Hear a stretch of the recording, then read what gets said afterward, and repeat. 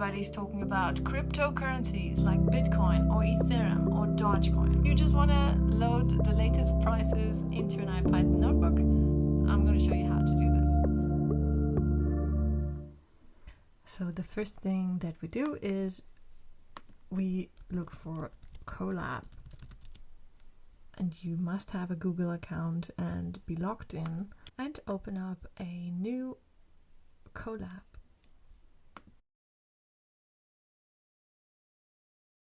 So one of the first things that we're going to do is we have to install a package called cryptocmd. So we say pip install cryptocmd. Then if you hit the play button, you can see the package gets installed, version 0.60, and now you can just import it by saying import cryptocmd, and we don't get any error message, so everything is good.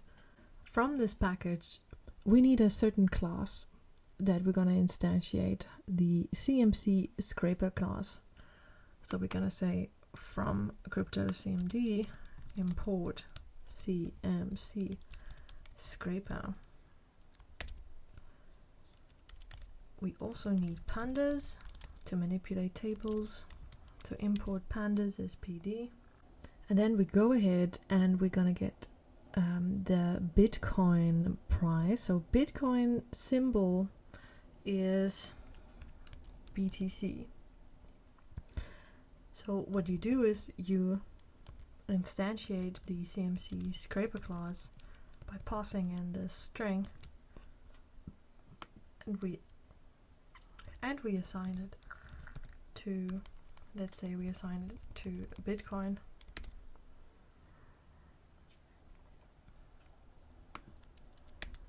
And if you now do Bitcoin get data frame, here is it,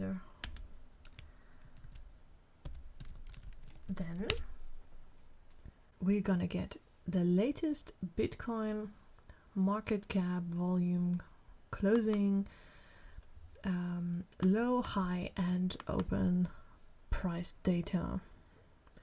You can see the latest is the 15th of July, so today is the 16th. So alright, so this worked very well. Now what I want to do, I want to get the prices of Bitcoin, Etherum, and Dodgecoin and plot them. So we're going to do a list, and we're going to call this list L, and we're going to put it in squared brackets, and we're going to put the symbols BTC for Bitcoin, XRP for Etherum, and DOGE for Dodgecoin. And now we are going to iterate through this list and grab what we want and save it in a pandas data frame. Okay, so to loop over a list is for I in L. This letter I here can be any letter you want. I'm also going to define another list, which I'm gonna call collect, to collect the data. So we need the CmcScraper class, and each time in the position of the loop, one of these symbols is going to be passed in here. All right, so I'm going to assign this to Scraper. So remember, we needed get data frame, so Scraper get data frame, and then we just we could just put this into our list by doing collect.append. What is in collect?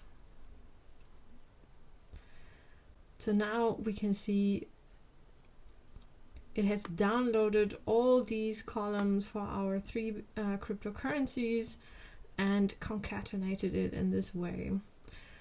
However, it's actually nicer to select and append the data frames. So if we just look at the first one in this list, so the Bitcoin, we have all these columns.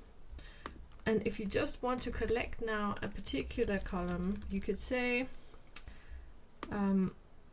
double open brackets and then market cap, and then you would just get market cap.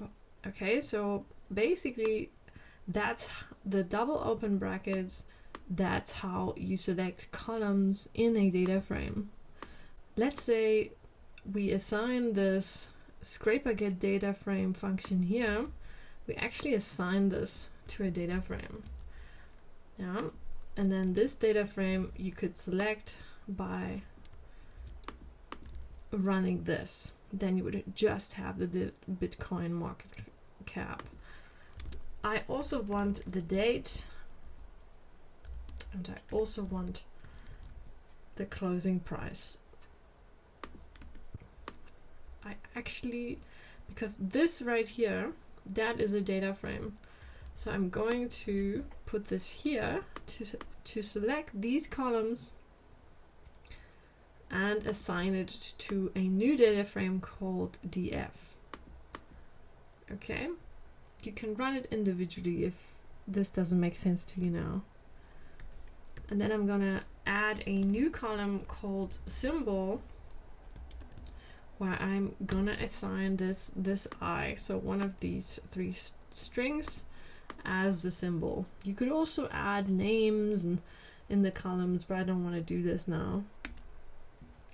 So I'm going to collect by appending to my list this data frame now, where I've just pre-selected these 3 columns and I've added a new column. So if we run this now, let's see what happens. So we can see now our list has 3 different data frames for Bitcoin, Ethereum, and Dodgecoin. If you want to make a big data frame out of this, you could say pandas concat collect. Then our list would turn into a concatenated data frame with 8,674 rows.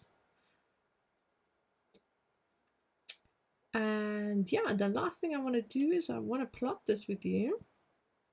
And Plotly recently, it's a very nice library, Express library,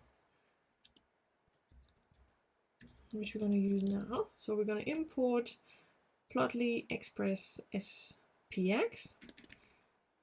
We're going to define a figure. We say px.line, open brackets, and there I'm going to put my concatenated data frame.